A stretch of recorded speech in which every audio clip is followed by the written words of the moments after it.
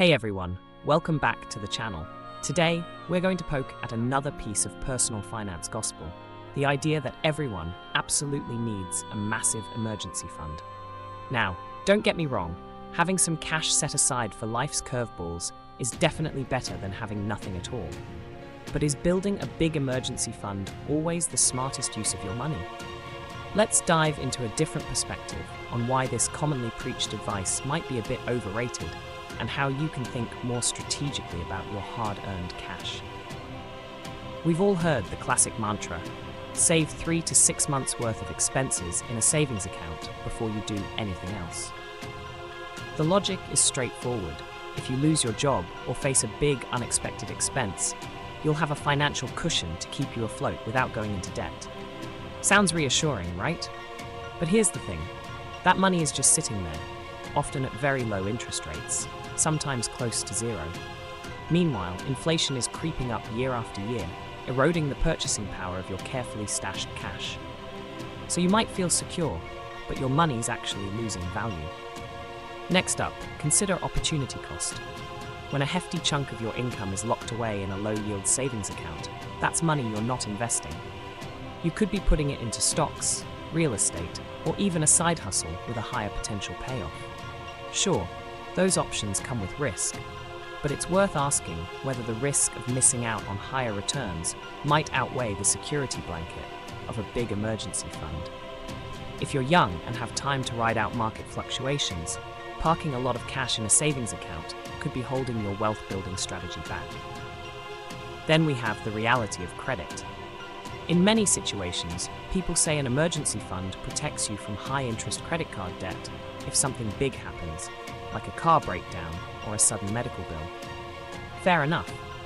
But what if you already have a low-interest line of credit or a home equity loan that you could tap into temporarily?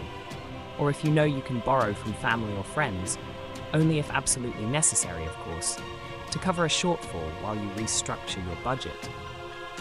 It's not an ideal scenario, but for those with stable jobs or reliable safety nets, a large emergency fund might not be as crucial as it's made out to be.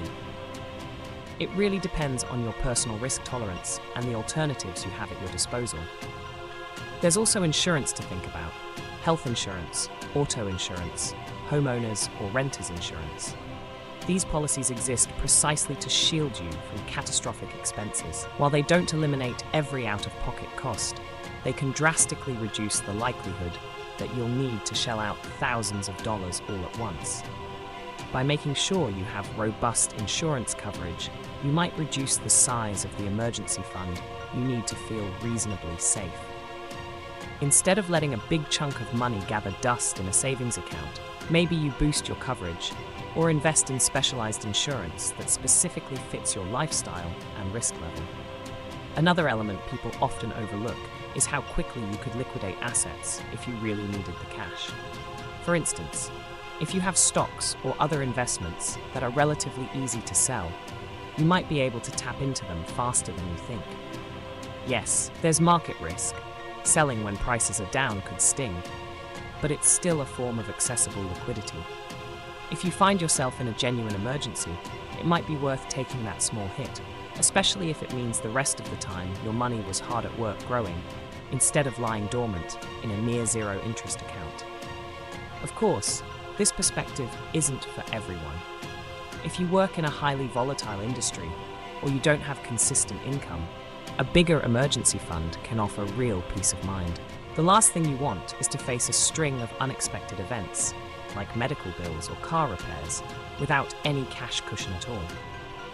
But for those who are comfortable with a bit of risk, a minimal emergency fund paired with other strategies could strike a better balance between financial security and growth potential.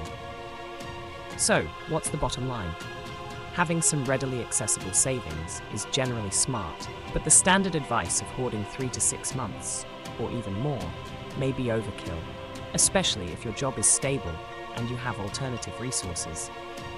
Maybe your sweet spot is 1 or 2 months worth of expenses, plus a combination of investments, credit access, and solid insurance coverage.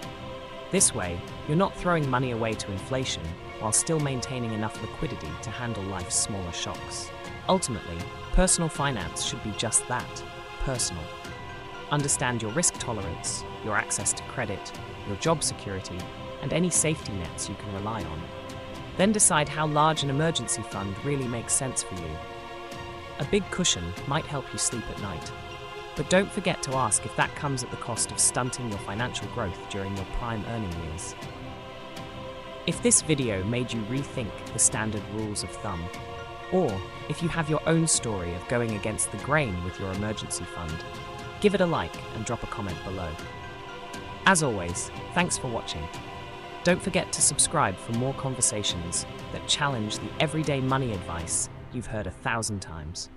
Catch you in the next one.